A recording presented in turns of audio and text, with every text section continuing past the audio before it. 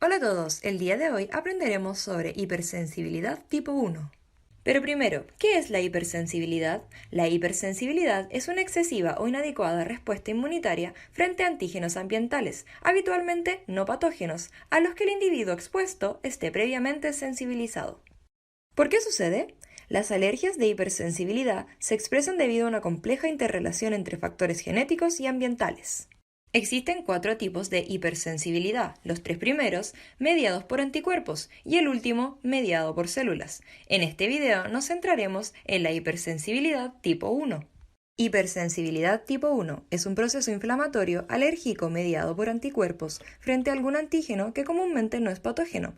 Se le llama también hipersensibilidad inmediata, ya que la respuesta sucede muy rápido frente a la exposición al antígeno al que se esté sensibilizado.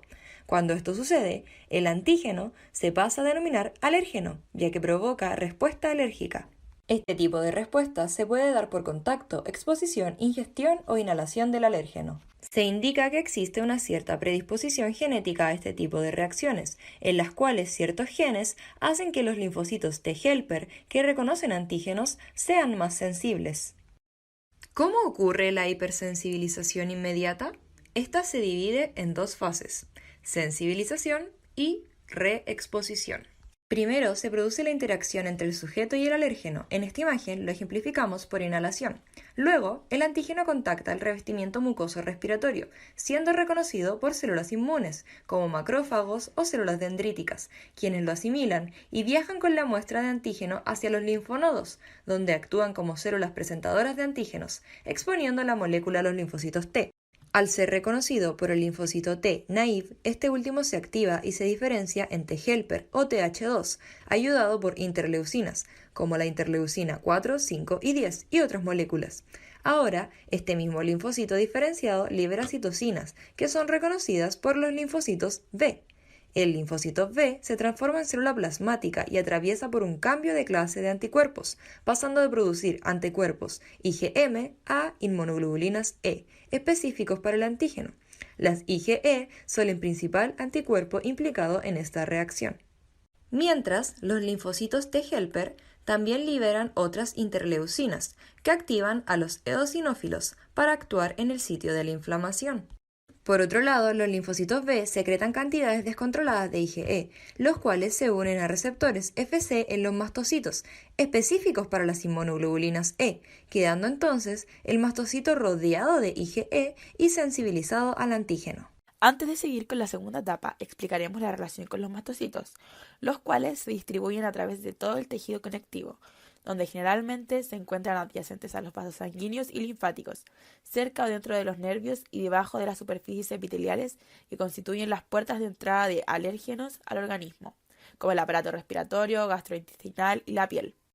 Los mastocitos presentan gránulos citoplasmáticos, en los cuales se almacenan los mediadores químicos preformados, los cuales producen la respuesta de hipersensibilidad, tales como la histamina, que es la mediadora de inflamación y vasodilatadora.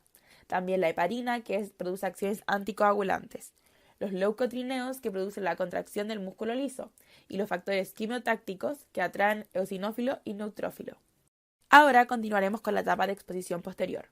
Una vez unida la IgE al receptor, el mastocito se dirige al sitio de infección a IgE, o sea, al sitio donde se encontró el alérgeno inicialmente, y forma un inmunocomplejo.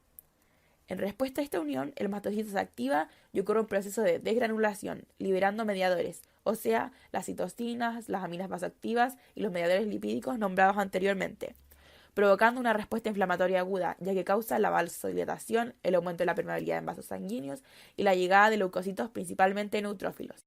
Este proceso, desde el contacto con el antígeno hasta que el mastocito se desgranula, lleva más o menos de 5 a 30 minutos tras la exposición.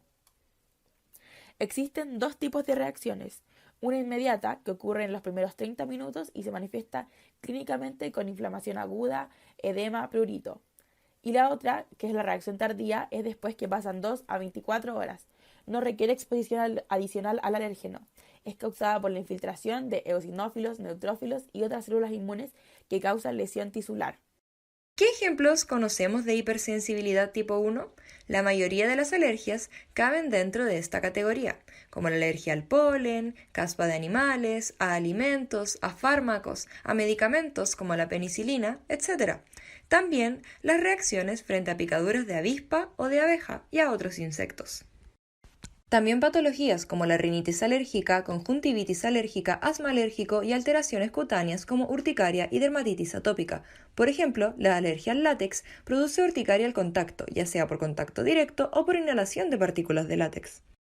En casos graves, una alergia puede resultar en un shock anafiláctico, una reacción alérgica sistémica provocada por la liberación masiva de citoquinas e histamina, que dilata los vasos sanguíneos a nivel sistémico, lo que causa baja de presión y por lo tanto disminución en el intercambio de gases y nutrientes. Esta sintomatología ocurre de súbito y dura menos de 24 horas, produciendo síntomas que pueden amenazar la vida, como vómitos, diarrea, urticaria, edema laringio, angioedema, obstrucción de la vía aérea inferior, hipotensión o colapso circulatorio.